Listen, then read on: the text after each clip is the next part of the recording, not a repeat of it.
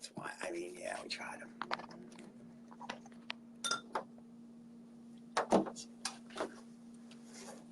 All right, we are live because they can hear us, although Mike cannot. Put your headphones on because Mike is putting his headphones on. The music is low. They're working on it. It's part of their technical. So, special guest host, Ryan McNaughton. Yeah, we kind of like made it the big mystery of the day. People in my office were like, "Who's the mystery guy?" Yeah, and you know what they're saying? What? Who? This was the big mystery. This is it. I thought you had a celebrity coming. I think you just lost your job. I hear you. I hear you. But John Rich was on volleyball team. He thought Doug from our team was doing. He goes, "I thought Doug was lying to me all day." Well, he probably was just about different things. Yeah, seriously.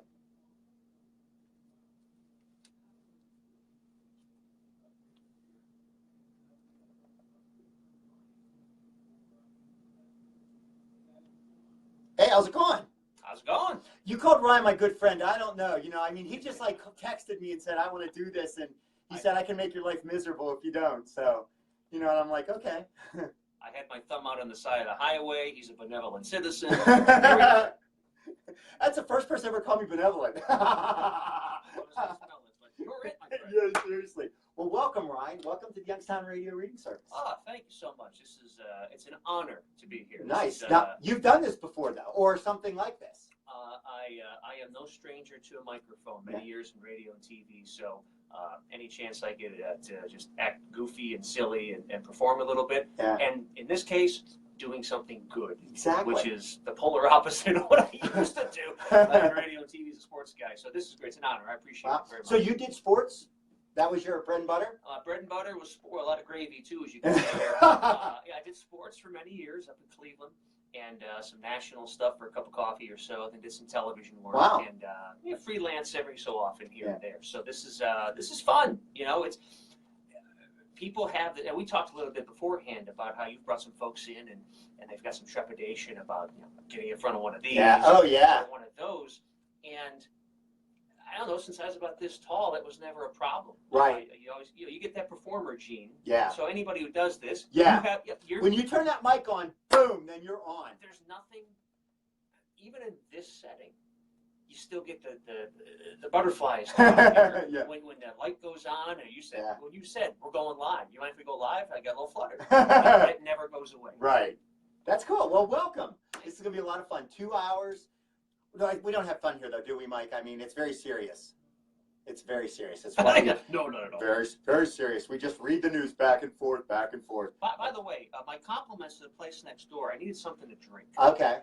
And I'm not a svelte man. They had 1 cup left. Oh wow!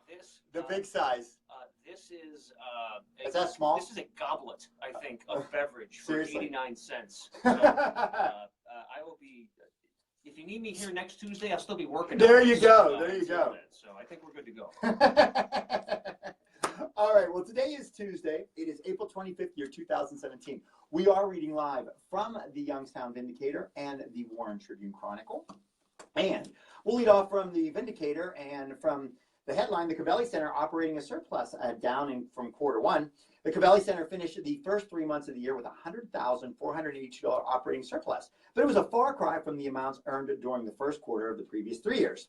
Although we had a busy first quarter, it was modest financially, said Eric Ryan. He's the center's executive director. He said that Monday. In comparison, in 2016, the Covelli Center had an operating surplus of $306,862 in January to March. During those same 3 months in 2015, the operating surplus was $261,358.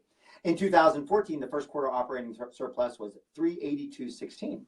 But Ryan still points out that the center had a good start to the year. The center expected a $96,202 operating surplus in the first quarter, so it slightly exceeded that expectation. There were 28 events during the first quarter of the year. Wow, let's see here. I should have paid attention to where the page was, but we're good. The 3 months of the year, the 12 of them being the Youngstown Phantom hockey game. Have you ever gone to a Phantoms hockey game? I have. It's been several years, but it's fun. Yeah, it is a lot of fun. Hockey's my sport. I love it. That is your sport. So, are you a Penguins fan? I am not. Oh, they're still in the playoffs. My team is not. Yeah. Not at all, or did they get eliminated? It's been many years since my beloved Buffalo Sabres sniffed the postseason. Oh, really?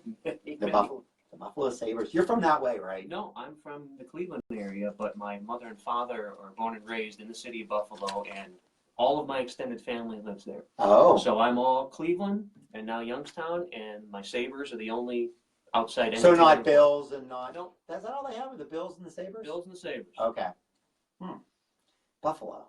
And Cleveland. It's a yeah. Yeah, you fix them to hey, dude. I mean.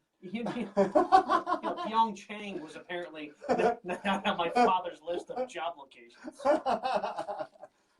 The city made $73,634 during the first 3 months of the year. It's from its 5.5% admission tax on tickets sold for events at the center, said Cal Masick, the city's deputy finance director. The good news in the second quarter, April to June, it's expected to be slightly worse. Well, that's not good news. The center is projected to lose $150,000 in the second quarter, but Ryan said Monday it should be somewhat less. The second quarter will be really slow. The second quarter historically has been the most unstable time of the city-owned center. In the 11 other second quarters, there have been 5 operating surpluses and 6 losses. There hasn't been a 6-figure loss to the facility since 2007. The center is expected to finish 2017 with its lowest operating surplus amount since 2011. Wow. The center is budgeted to have a $175,000 operating surplus this year. That includes a projected $75,000 operating surplus for the third quarter and a $150,000 operating surplus for the fourth quarter. The concert industry often goes in cycles. The first half of this year was a bit down, however, we're optimistic to land a few more high-profile concerts and events that would propel our year-end financials. Youngstown Mayor John A. McNaughton said he was pleased with first quarter numbers and wanted to wait and see how the year ends before we make any pronouncements. If you have 2 or 3 major concerts, it can quickly turn things around. The center's working to get a couple big shows, and it should be in good shape this year, Ryan said. The city borrowed $11.9 million in 2005 to pay its portion of the $45 million facility. The city still owes $9.76 million on the principal. Wow. It borrowed $11.9 million in 2005, and 12 years later owns 9. Wow. That's really the slow train to pay off, isn't it? I wonder if there's been some refinancing or something like that over the period. The plan this year is to make a $600,000 principal payment with about $171,000 in interest. The city uses money from the center's operating surplus and admission tax along with the carryover fund balance it has from previous years to make principal and interest payments. Wow. Well, listen, arenas and stadiums are typically not money makers. Yeah. And they take a long time to pay off. But I will say this, having moved to this region in 2009, that's a beautiful facility. It is wonderful. For a town of this size. Yeah. We moved from Syracuse, New York, and they have an arena that was built in the early 50s that is crumbling. Oh, really? And there's no talk of replacing it. Oh, wow. So that's a jewel here in this area for sure. And to bring back Buffalo, when Lionel Richie came this past summer, I had a bunch of family drive down. From Buffalo? Yep, stayed with us, and we went, and they loved it. Really? They loved it. Like, there isn't a bad seat in this place. That's the thing. When you go to the Covelli Center, like, you don't have to buy a premium seat because there are no bad seats in that place. No. I mean, the worst seat at the Covelli Center is at best a medium to decent seat at like what's Pittsburgh's now? They just changed the name of it. The PPG Paints, or the Gund. I mean, you will. That's not the Gund anymore, is it? I still call it the Gund. Okay. Yeah. You will pay 3 to 4 times more for the last seat in the upper bowl in Pittsburgh or Cleveland than you will in in any seat in Youngstown. And the best thing is, the concert's over. Lionel Richie says, "Have a good night." You take about 20 steps, you get in your car, and 20 minutes you are home. Yeah. You're still in the parking garage if you're up. You haven't even gotten to the parking garage yet. And then you got to go down through the parking garage, get through traffic, and then drive an hour home, whether you're coming from Pittsburgh or Cleveland. It's wonderful. It is. Because it's been a while now, but we saw John Mellencamp at the Covelli Center, and I timed it. It was like 17 minutes from the time the concert ended until I was in my driveway. I'm like, this is the best thing ever. Anytime. Yeah, not that I'm a world traveler, but I've lived in a couple different states. And any time I talk to somebody around here, boy, my God, that traffic was awful. Right. Okay. Yeah. Sure. The local commercial TV radio station, there's a pylon on 680. Well, there's a traffic backup on 680. It's a pylon. They have, in fact, they have traffic reporters. Exactly. My wife and I, we were in D.C. a couple weekends ago. Oh, talk about traffic. Let me tell you about traffic, friend. 3 miles, 40-something minutes. Right, and that's all the time. That's not those 4 to 6 and 7 to 9 in the morning or whatever. That's at 2 in the afternoon or 8 at night. Yeah, traffic. The Beltway is the Parkway. Yeah, the worst way. What else is going on? All right, well, on to something I'm fond of, food. Future of iconic Northside Eatery up in the air. Have you ever been there? I have not. Nor have I. Shamelessly. I agree, and I like it's on. I want to go, and now I might not get the chance. Well, what are we doing after this? There we go. They're closed though, aren't they? We'll find out. Yeah, okay. Well, we'll still go. There we go. We'll drive We'll by. knock on the door. We'll drive by. We're celebrities. Longtime customers of the iconic Golden Dawn restaurant on the North Side should know today if the restaurant will close temporarily or permanently. A member of the Naples family who owns the restaurant told the Vindicator that a statement on the future of the restaurant would be released today. Customers were told Monday that the bar would close for good Saturday, but later in the day, Phil Naples, who said he's a co-owner of the 83-year-old business, told the Vindicator the restaurant might close temporarily to fix the electrical wiring. And there was a lot of back and forth in the news yesterday. There was, yeah. Yeah. Johnny Naples, another co-owner, did not return phone call requests to comment. Customers informed of the possible closing were saddened and surprised. Quote, "There will be something else that opens, but there will never be anything like this," said Stephen Klein of Liberty, who's been going to the Golden Dawn for 17 years. To many customers, the Golden Dawn is more than a restaurant. It's the place they go to gather and enjoy life with friends and family. They drink out of a schooner glass, eat one of the famous jumbo burgers, and embrace the old school atmosphere that seems to take them out of everyday life. My kind of place. Yeah. It's part of the fabric of my life, said Jane Eichenberger of Youngstown. Eichenberger has been going to the restaurant for 49 years. It's where her parents would take her and her siblings to get pizza, where she would go on a visit home, and where she had her dad's memorial dinner. Of course you have to go to the Dawn, she said. My favorite thing to say is all roads lead to the Dawn. The Golden Dawn was started by Andy and Mary Naples in 1934. It was one of the first places in Youngstown to receive a liquor license after the end of Prohibition in 1933. The restaurant went through a series of moves before landing at 1245 Logan Avenue in 1946. Ralph and Carmen Naples took over the restaurant from their parents in 1960. They tended bar well into their 90s, and their white button-down shirts and black ties were synonymous with the restaurant. Bartenders still wear that attire. Carmen died in 2015 at age 94. Ralph died in February of 16 at the age of 96. Ralph's son Johnny has operated the restaurant since then and told the Vindicator last year that it would continue. The Golden Dawn typically is filled with regulars who are often Ursuline and Youngstown State University students and graduates. It's known for its unique old-school classy feel that customers say you can't find at other places. At the Golden Dawn, customers can't pay with credit cards. I love that. They have to pay with cash or check. And in this bar, patrons have to keep it classy. Well, we're out. I don't think there's any place that will replace the Golden Dawn, said Travis Williams of Youngstown, a senior at YSU. The restaurant has been a backdrop to several elections. NBC broadcast election results from the Golden Dawn in 1978, and many national outlets visited the restaurant last fall as Mahoney County became the epicenter of Union Democrats deciding to vote for President Donald Trump. Then Vice President Joe Biden stopped by the restaurant in 2010 when he was on the campaign trail for former Ohio Governor Ted Strickland. YSU President Jim Tressel and actor Ed O'Neill were known to frequent the establishment, and NBC cameras followed rock star Tom Petty to the restaurant after a performance in the 1980s. Wow. Tom Petty's been there and we haven't been there. He's kind of a big deal. He is kind of a big deal. Yeah. You like Tom Petty? Love Tom Petty. Are they going on tour this summer? Are they? I thought so. They might be. Road trip. There we go. I just know, like, 7 songs like Refugee and... Do you have satellite radio? I do. Tom Petty has a channel. He has his own channel? Yeah. It's like 30 something. 30-ish. 33 is the one I go in the 30s a lot. That's like, what, adult, fresh... I know it's 33. It's First Wave. First Wave. First Wave. I like First Wave. Yeah. And then I'm like 70s, 80s, 90s, 7, 8, 9, 10. I do love It's a little schmaltzy, I know, a little sappy. 17 or 18, something like that. We're all born with a little sap. We are, and I'm going to admit this, there has been times where the Celine Dion, that Titanic song came on, and I'll like belt it out, like for a moment of sap, and then I go back. Then I put my Fresh Air on or Check, Classic please. Rewind. Yeah.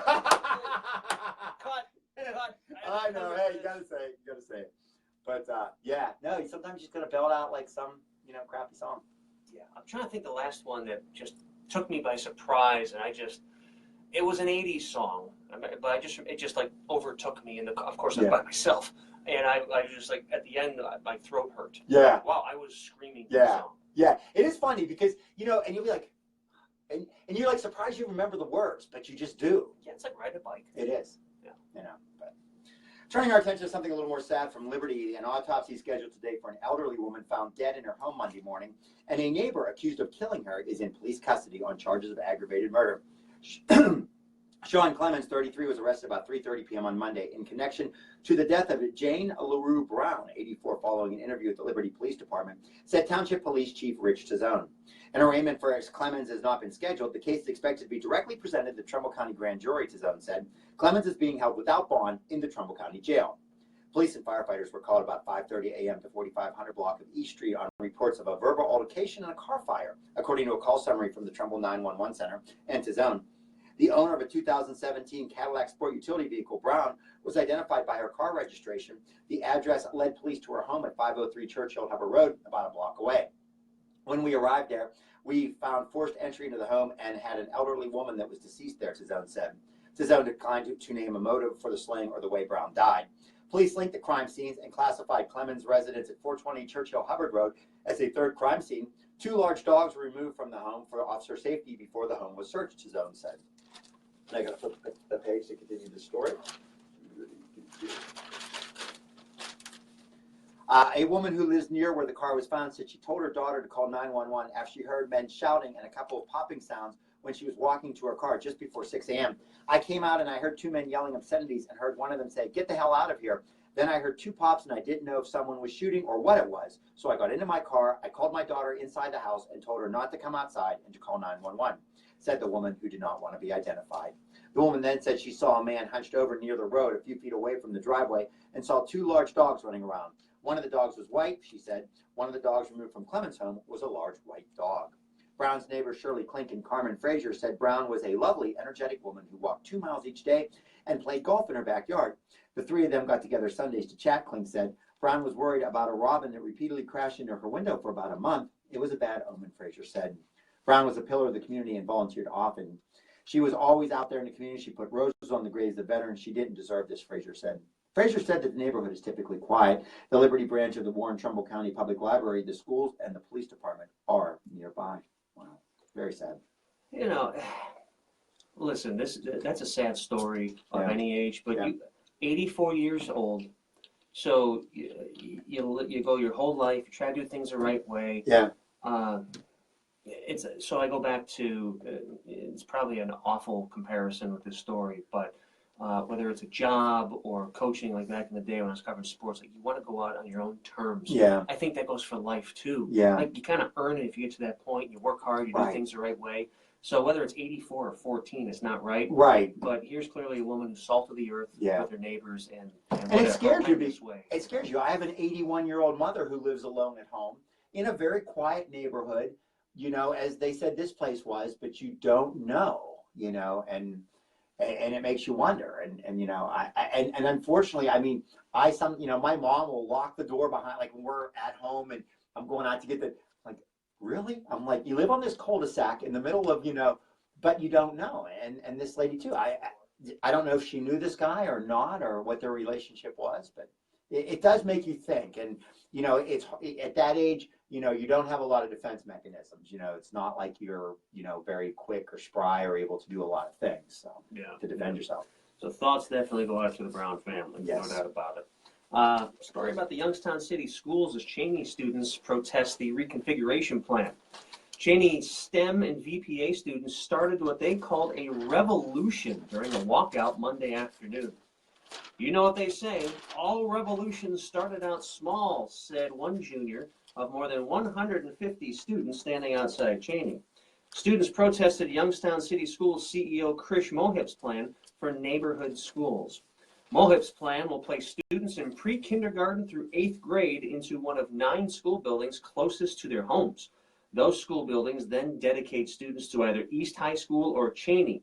Cheney will lose its title as the only STEM/VPA school in the district because the opportunities, those programs will be put into every school. Many students said they didn't want Mohip to take away the program and that having it in just Cheney is fair because any students in the district are free to apply.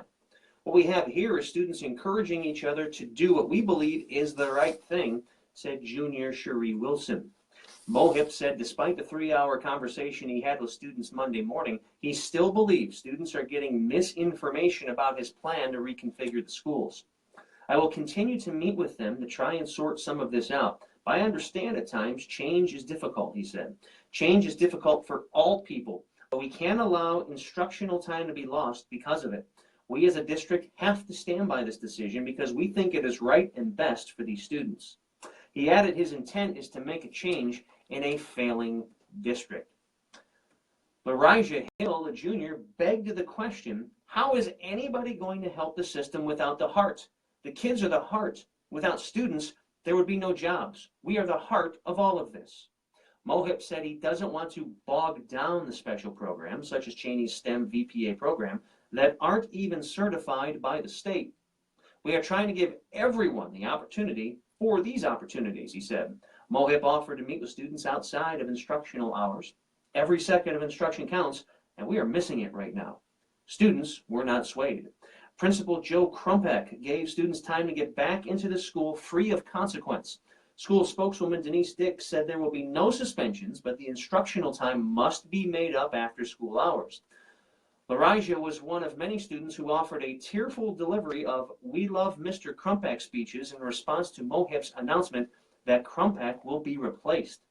He is the only person that knows all of our names in the entire school, she said. We love you, Mr. Krumpek, even if you suspend us. Peaceful protest chants rang out through the crowd as most students went back into the building. About 25 remained outside. Cherie said the protest shouldn't stop at just the students, but the community should step forward as well. We all need to come together to make changes, she said. Larijah agreed. What people are going to see today is we fight for what's ours. Although Cherie couldn't rejoice for any outcome, she said she's glad students' voices were heard. It is obvious our school pride is still here. Wow. I think the key phrase there is peaceful protest. Yeah. Which the former journalist in me is a big fan of. Question everything. Nice. My 2.5-year-old doesn't understand it yet, but I look at him and say, question authority, except me. I was going to say, how's that going to work for you? please, my questions have their limits. But, question me, question authority, but do it peacefully and respectfully with the ends in mind. So I commend these students for what they did. They didn't rise up. They weren't riots. They felt what was right, and they made their statement. They went back in, and I think the school district's doing a nice job of saying, all right, we'll let you do that. Make up the time. It's a wash. That's great. Yeah. That's great. Yeah, I think it was the best solution to a situation. Yeah. Oh. Did you protest when you were younger? No. I was going to say, I don't know if I would have protested. Listen, what did a child of the 80s really have to protest? I mean, I don't know. There weren't major upheavals in society. There weren't major wars. The Iraq War, the 100 Hours War happened when I was in high school. The biggest social drama we had, probably the AIDS epidemic, but you might. And the AIDS epidemic, while it hit, if you lived, chances are, in a suburban environment and not in an area that was being hit by it, you didn't know much about it. Because I will say I grew up in the early 80s and I didn't even understand what it was. And, I had to have it actually explained to me, and I can't say that it affected me. Yeah. I knew it was something that was out there, but it didn't hit my world specifically. The only thing I protested, I was in. This shows you the type of moral bearing I have. No moose in the hair? Not much left. Undergraduate, Syracuse University. So at the time they were the Orange Men. Very unique mascot. Well, there were grumblings. The institution wanted to change the mascot. Oh. So I wrote a letter to the editor of the Daily Orange newspaper and helped lead a student uprising to keep Otto the Orange. That's what Mr. Orangeman's name was, Otto? Still is. Ooh. We saved Otto. That's cool. We saved Otto. But, like, that's my level of protest. Yeah. I mean, really, that's pretty good, though. I mean, at least you believed in it, and it succeeded. Yeah, but, because Otto wouldn't have been around. But listen, that's the privilege I had growing up in the 80s. I get what you're saying. And, like, part of me, like, when we were in D.C. a couple weekends ago, and you kind of walk around, and you just know all the history. And part of me is like, geez, I wish I was around in the 60s. Right. I wish I could have been part of that social change. In one Do you think you would have been part of that social change in the 60s? Like, I don't think I would have been. Like, I think, because I grew up in the 80s, and I will tell you, probably the closest parallel I could say to who I was in the 80s was Alex P. Keaton. So, Mallory! Yeah, exactly. Mallory! But I'm just saying, so my world was not exactly a protesting world. Well, but, right, it's, so my first master's was in counselor ed, and they always talk about, the here and now. It's the only thing you can control. Right. So whether you are serving as a counselor or you're attending counseling, the bottom line is, look, you can sit and say the past is you can't change the past, you can't predict the future, right here, right now. So sure, right here, right now, it's easy to say, yeah, I probably wouldn't have protested, but try to go back 20 years with politics, with music, with everything. Yeah. Everything. Civil rights movement. I mean, it wasn't one or two things. Right. It was It was every. You're right. It really struck the fabric of everything. So you're right. Like, the music would have inspired you, or the news of the day, or what your friends were like. There was a lot of angles coming at you. So you're right. Like, I guess it is easy to say. And plus, who knows what your family would have had an impact on you, but just there was so much outside noise every day. Yeah. I do believe in some way I would have, but that's cool. Yeah. Yeah, I mean, the only outside noise I had in the early 80s was the flock of seagulls. This thing going in. Hey, do you want to do the pleasure of doing our legal ID? Sure. Only if I can do it in my former wacky AM morning radio DJ voice. Go for it. Hold on, I don't break this. I don't break this. So listeners, you're getting a treat, and you are watching. So, nice high practice. All right. Hi, you're listening to the Youngstown Radio Reading Service, WISU SCA in Youngstown, Ohio. Wow. Very impressive. I need a throat lozenge. You can only do that for about 10 seconds nowadays, huh? That was my impression of every morning show host, co-host I had. Yeah. Off the air, good morning, how you doing? You get in the air, hi, crazy morning crew, I'm ready. And people... the thing is that people outside think that that's how those people were, like you said. And that microphone, it's like, whatever you want. It's like, but people and you'd expect that. You'd go see them out, and it'd be like, that's not how they are. That's just how it works. But I mean, I guess in some way, that's what we expect all our celebrities to be like. Whether it's an actor or an actress or a musician, we think they're like those people that are performing when they're performing. True. So. All right, let's turn our attention now to court news, which there is none. We do have some births. They're located on page A5 of the Vindicator. These are from St. Elizabeth Boardman Hospital. Keisha Talley and L.D. Moore of Youngstown had a little girl on April 22nd. Deja Robinson and Fabian Don Juan of Youngstown had a girl on April 23rd. Jamie Dean and Deshaun Kazmarek of Girard celebrated a little girl on April 23rd. Births at the St. Joseph Warren Hospital. Haley Bennett and Robert Massincup III of Niles welcomed the boy into the world on April 21st. Nicole Jerome and Robert Pequin of Niles had a little girl on April 22nd. Hunter and Christopher Urick of Warren had a boy on April 23rd. And Daniel and Kathy Dean of Leavittsburg had a girl on April 24th. Now, this is something I do every week. We count the number of mommies and daddies with the same last name, and we're 2 for 7. Well, okay, but hold on. Let me play point counterpoint. Okay, go for it. So we will be in the births in August with our second child. Mommy and Daddy have different last names, but we're married. Okay, that's rare, but you admit that is pretty rare.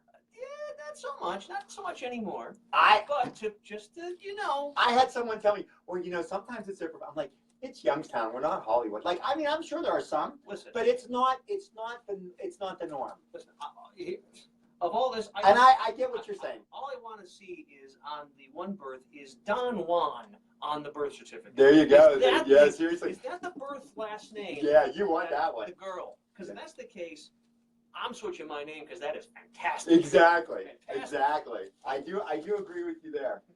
Okay.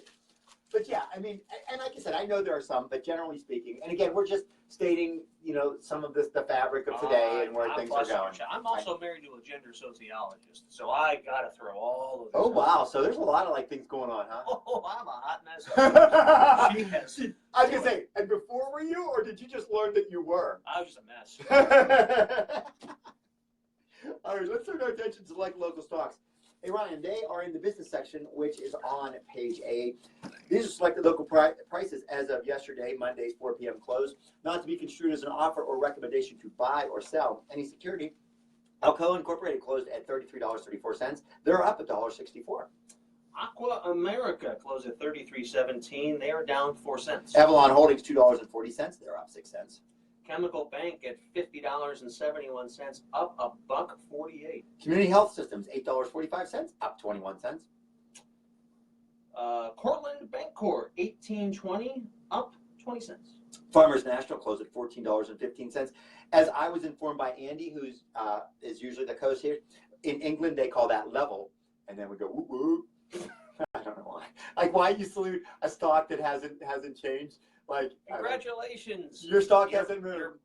You're even. Yeah, you're even. Way to go, invest that money. But yeah, but if I got on the scale and saw that, I'd be happy. I hear you. Yeah. I'm like, I'm gonna do it tomorrow morning. I'm gonna step on the scale. Ryan McNaughton, up 6. Yeah. I'm level. Woo woo. Sleeping. Honey, bacon and eggs. First Energy, thank you. 30.70, up 9 cents. Fifth Third Bank, $25.33. They're up 71 cents. First Niles Financial, 10 even, level. Yeah. Woot woot. Hey, you gotta get your fun where you can. It's like, what the heck is this? No, you really want to do it? Next time we read it, so the other person say, "Can I get a woot woot?" Okay, there we go. I have actually done that, but Good. All right, FNB Corp, $14.53. They're up 19 cents. General Motors, $33.91. They're up 16 cents. General Electric, $29.55. Ryan, can I get up? Whoop whoop. Huntington Bank, $12.99, up 39 cents. iHeartMedia closed at $2.10. They're down 65 cents. A big hit on a $2.10 stock. We'll finish these if you want to have an iHeartMedia discussion. And they're done. But you know what? It's interesting because not 6 months ago they were trading at like 70 cents. Yeah. So if you would have invested 70 cents 6 months ago, you'd have a nice 3 times profit. But I do understand the terrestrial radio and iHeartRadio, but iHeartMedia. But yeah. That's not forever. J.P. Morgan Chase, $87.50. They're up $2.98. Key Corp $18.55, up 40 cents. Macy's $29.19. They're down 29 cents. Yeah, talk about the retail stocks are taking a hit. Parker Hannifin $160.61. They're up $4.30. PNC $120.86. They're up $2.69. Simon Property Group $168.94. They're down $3.04. Stone Ridge $18.94, up 56 cents. And finally, United Community Financial, parent of Home Savings and Loan, $8.69. They are up 21 cents. Wow. So a lot of times, and I don't see it here, but a lot of times they do the gas prices for the day. So we usually kind of throw those out there, but for whatever reason, I saw 221 earlier. I live in Boardman and I work in Warren, and Warren gas prices are 10 to 15 cents cheaper almost every day than they are in Boardman. Those Mahoney County taxes will get you every time. Must be because and I think Warren especially, wherever that for whatever reason is a little lower, like on Elm Road there, is even than some of the other spots down. So, and then the Speedway on East Market Street is usually pretty low. Well, it's kind of bizarro world right now because I work in Kent, live in Niles, and typically gas is cheaper in Kent. But that has not been the case the past week or so. But generally speaking, in this week for some, are they equal or is it even? No, I left work today. It was $2.41 in Kent, and I was seeing it for 220. Yeah. Ish. Yeah. Some places. And I do pay attention. Like I'll watch. Like I you know, when I go past the gas station, I look. You know, even if I don't need gas, I'm always just kind of curious where the prices are at the moment. You know, much more than I, you know, at say maybe 10 or, you know, just kind of interesting. But you know, I'm closing in at 43. Have we ever gotten a legitimate answer to why, when it comes to gas prices, right, it goes up exponentially higher at a speed rate than it goes down? Oh, it'll go up 25 cents, and it takes 5 weeks for it to go back to where it was because before. an impending hurricane, it hasn't even hit. An impending hurricane's coming. Boom, it's up 50 cents. The hurricane skirts away for whatever reason, and then it trickles down. Yeah. Yeah.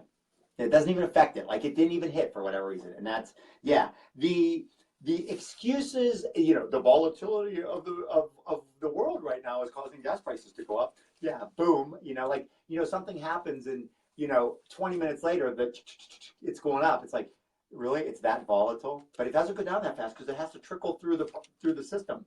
Well, it didn't have to trickle through when... My favorite is, well, they had to shut down the refinery for 3 weeks because we got to switch from a winter gasoline to a summer. Have we not mastered refinery technology in the year 2017 where we don't need to shut things down? Well, they say that our refineries are so old just because we're not investing the money in refineries. That's a whole infrastructure conversation. I know. We could do this. I mean, you're right. That's absolutely, our infrastructure is abhorrently in decay. Yeah. All around. Yeah.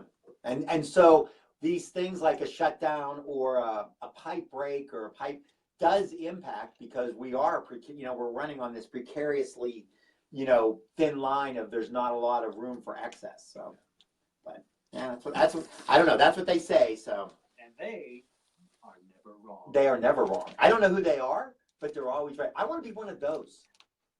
Because in my own mind, I am. I just got to get them to recognize it. On a serious note, talking a little bit about what happened in Liberty, warned police officials and senior citizen advocates in the light of the death of a Liberty woman Monday agreed it's better for the elderly to avoid trusting strangers and to have someone to contact in state of an emergency. We live in a different community, one that is rapidly changing, and seniors should be alert, aware, and always err on the side of caution, says Captain John Norman. He's the Girard police chief. Senior citizens should avoid opening their doors to someone, even if they think they know that person, but don't think that person has a good reason to come inside the home. If a senior citizen has a weird feeling about something in their neighborhood, it's best for them to call the police immediately. If you don't feel right, you're not comfortable, call us. Call a relative or a friend. It is not a problem for us, Norman said. Jane LaRue Brown, 84, was found dead in her home on Churchill Hubbard Road, arrested on that charge of aggravated murder in connection with Sean Clemens of Liberty. To help secure their homes, Niles Police Chief Jay Holland said senior citizens should lock their doors at all times of the day and invest in an alarm or camera system. It would also be beneficial for seniors to get a safety deposit box to avoid keeping large amounts of valuables or cash in their homes. To avoid making themselves a target when outside the home, seniors should not make everything a habit, such as always going to the bank or the grocery store on certain days, because it makes them vulnerable to someone who memorizes their routines, said Lisa Soli, a spokeswoman for the Area Agency on Aging 11 Incorporated. With the ongoing opioid epidemic, medications should not be set on windowsills where people can see them, and seniors should avoid mentioning to anyone they are taking medications at all, especially if the medications are painkillers. Since many seniors live alone, Solly suggested joining a senior watch group in their neighborhood if they have one, or get to know someone nearby like a neighbor. Churches are also a good place for seniors to find someone to contact in case of an emergency. Due to their trusting nature and common belief that they have a lot of money, senior citizens are often the targets of scams, according to Dawn Hyde, the Trumbull County Senior Service Unit. The main issue is to educate seniors on what kind of scams are out there. Unfortunately, it's after the fact a lot of times. The majority of those scams are over the phone or through the mail. The most prevalent being the Publishers Clearinghouse scam, though Hyde said there are many others like the YRRS scam. Yeah. So you mean the folks with the big balloons and the giant checks? Yeah. Oh, could be a scam. Not always be. Yeah. That would bum me out if they came and was a scam. You know, well, I don't even know how that works anymore. You know, my mom, I think she still does that. Like, I think she takes the stamps and puts them on the thing. I remember that. I think she does that. You know, it's funny. Some of the tips that you were saying, I do the same thing. Yeah. The same day of the week, I do the same. I hear you. I do the grocery shopping here and there, yep. And I have the same 4 spots. Yep. Maybe I need to analyze myself a little bit more.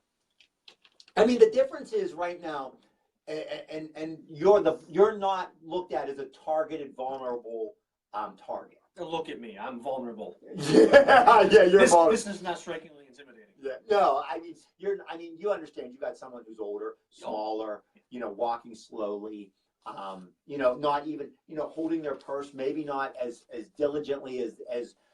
Here's the thing, and it's not seniors that do this. How many times, Ryan, have you gone through and this drives me crazy, and a woman's at a grocery store and their purse is wide open and they're like over here looking at the ingredients in, spaghetti sauce or something. And what's always on top? The wallet with all the coupons and the credits and the cash and your cell phone right there. Exactly. Everything. And that's what, and you look at it and you're like, you almost want to just say, lady, Of course, it's got to get you in trouble. If you're willing to get maced in Giant Eagle, have at it, Scott, to make your point. I would like to be I do, I'm aware of that. Like, I look at that and like, stop that. Yeah. But that's one thing too, that, you just see people, and you do see how you're not thinking, it's there, but you're taking 2 steps and then 1 step further, because then you see that something else and you don't realize sometimes how far away you are and how quickly someone can, listen, deep down, I think inherently people are trusting. I think so. Of others. And 99% of the time, everything's great. But that 1%, we all get it every now and then. So I agree that just always be alert. Be on alert. Just know your surroundings. Exactly. That's the key. Exactly. Sad story out of Hubbard. The former mayor of Hubbard was visibly shaking Monday as he received life in prison in the child sex assault case involving a girl under 7 years old. Richard Keenan, 66, appeared before Trumbull County Common Pleas Court Judge Peter J. Contos, who also labeled Keenan a Tier 3 sex offender, which means if he is released, he will have to register his address with the sheriff's office in the county of his residence every 90 days for life. Wow. Keenan will be eligible for parole after serving 10 full years in prison, but Assistant Trumbull County Prosecutor Gabriel Wildman said his office has a history of opposing parole. I am sure we will do so in this case, Wildman said after sentencing. Contos said in pronouncing the sentence that Keenan's acts were despicably inhuman. The judge mentioned he received a number of letters of support for the former mayor.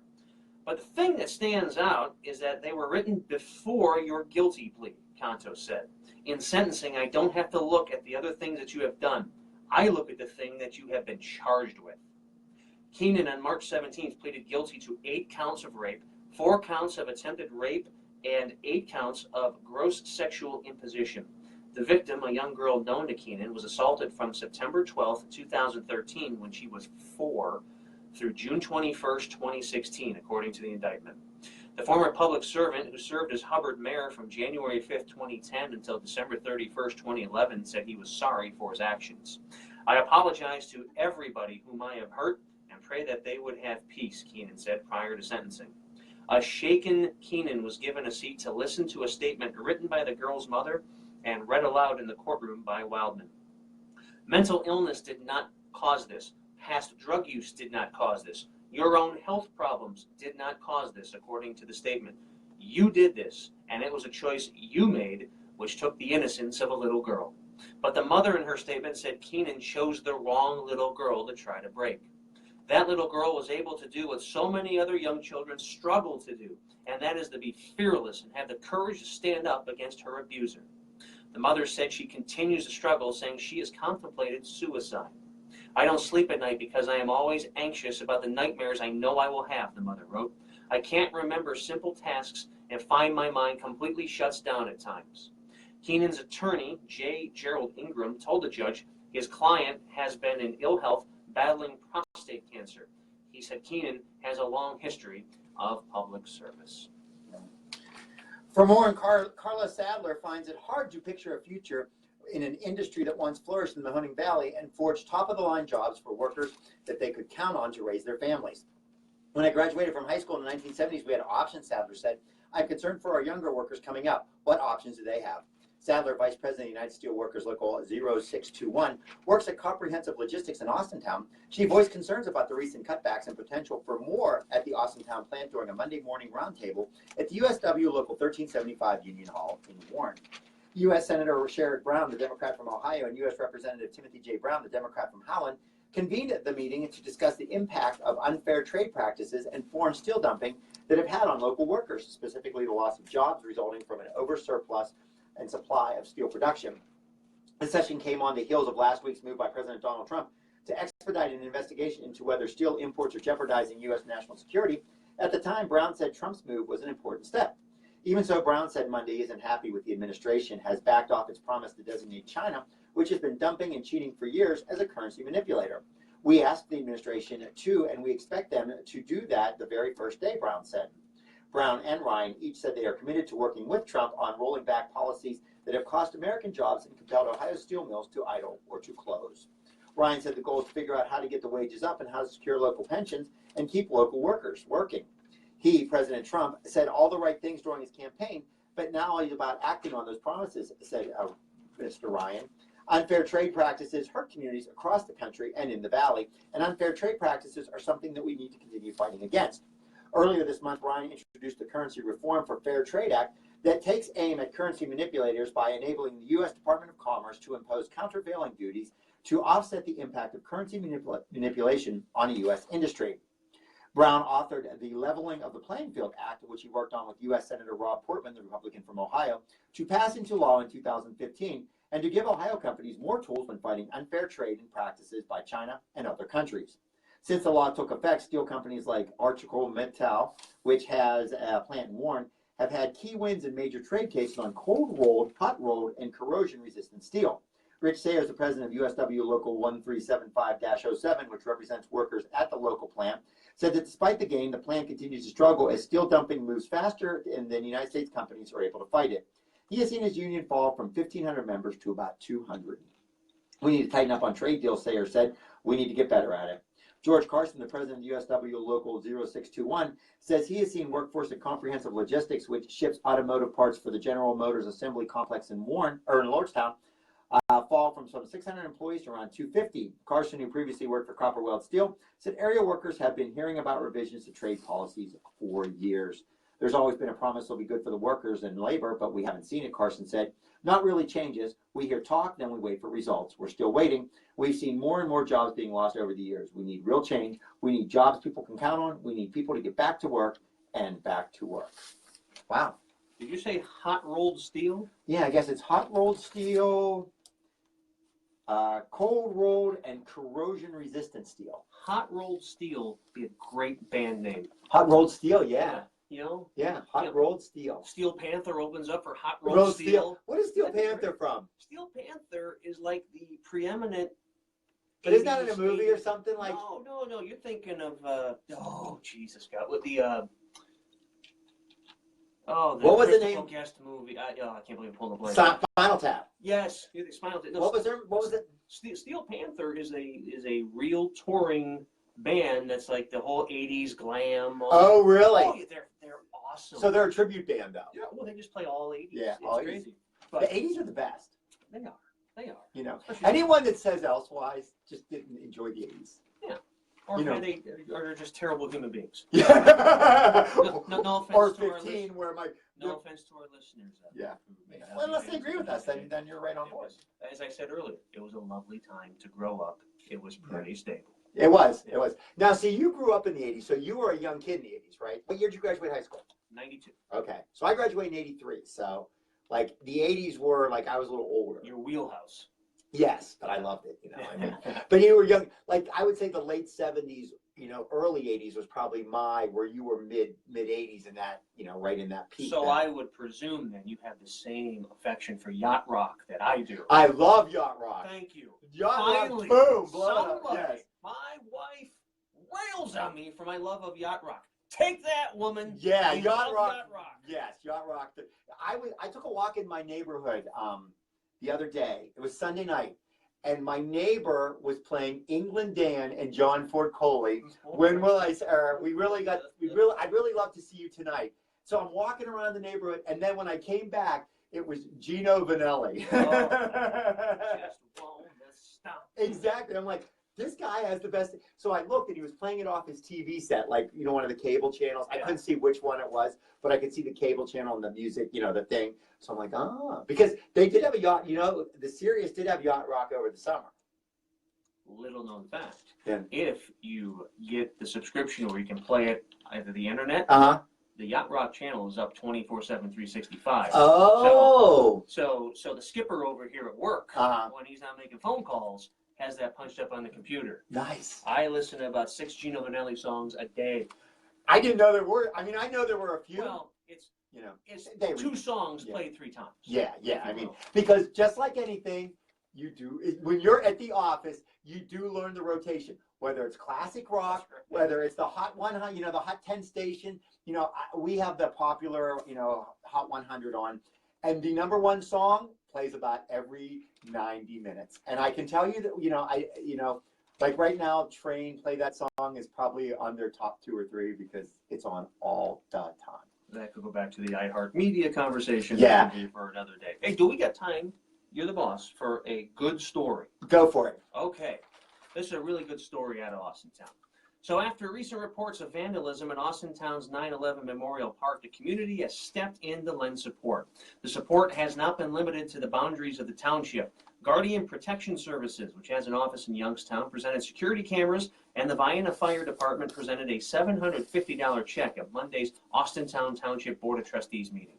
There's not a better cause I could think of, said Kevin Santelli, General Manager of Guardian Protection Services in Youngstown. The chapel at the 9/11 Memorial Park at 1051 South Raccoon Road has been repeatedly targeted over the last 10 months. Pat Connolly, chairman of the Austintown Beautification Committee, said the door has been broken and there was evidence that suspects were using candles in the chapel to cook crack and heroin. Wow. That's not the good part of the story. I'm guessing. Guardian provided 2 security cameras, one for outside the chapel and another for inside. A DVR system will capture images of anyone who enters the chapel. We're very happy to do it, Santelli said. The community has been very supportive of us, and we want to be part of the community. Vienna Fire Chief Richard Brannon was also on hand at Monday's meeting to present Connolly with a $750 check from his department. Our association thought we needed to jump in there and help them out. In exchange for the generosity, Connolly said he would provide the chief with dirt from the Flight 93 crash site in Shanksville, Pennsylvania for Vienna's memorial. Brannon said Austintown, Vienna, and Bezetta Townships all have 9/11 memorials that include wreckage from the World Trade Center.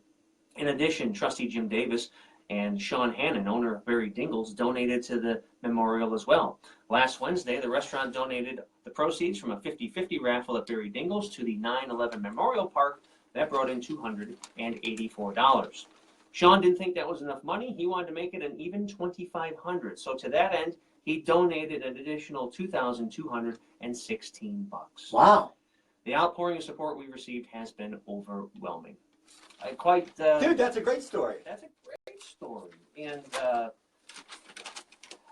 you know, for as great as humanity can be, when a 9/11 memorial is getting vandalized, you just, you know, you just kind of do the old head shaking, but... Yeah, unfortunately, those people, if it is, again, what they were suspecting, you know, just have very little regard. The regard they're going for is, you know, that instantaneous. But it's great to see the people step up and make a wrong a right. Exactly. So well done, folks. Exactly. Well done.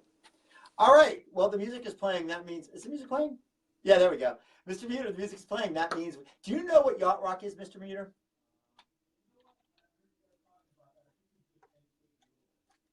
It's like, what, late 70s, early 80s. It's a light rock kind of thing, you know. Christopher Cross. I love Christopher Cross. Of Yacht Rock. And Michael McDonald. Yes. A lot of Yamo be there. Yeah, you know, very, you know, just a very light of, you know, and those guys are, you know, I guess they're saying now they own yachts. You know, back in the 70s, you know, in the 80s you were young and now you own a yacht. That's why they call it Yacht Rock. I guess that's the story. Anyways. I'm a dinghy. I don't have a yacht. I'm just a dinghy, a dingbat. Not tonight you are. All right, well, the music is playing. Mr. Muter's going to tell us we're going to take a break. When we come back, we're going to do death notices and obituaries. We're going to talk sports. That is your wheelhouse, correct? Yes, sir. You can talk about the Cavs and I'll just kind sports and yacht rock. Obviously. Sports and yacht rock. There you go. A little bit of bocce, maybe a little bit in there. Because in the summer, I do tell you that is part of sports. I agree. You know, and we do discuss it. As a defending league champion, I agree with you. Oh, that hurt. Yeah. You know, just because our listeners do know about that, yeah, his team won last year. Although, for the record, we beat them. But we still did. All right. Not in the playoffs. Not in the playoffs. We got a lot more in the second half. We'll see you on the flip side.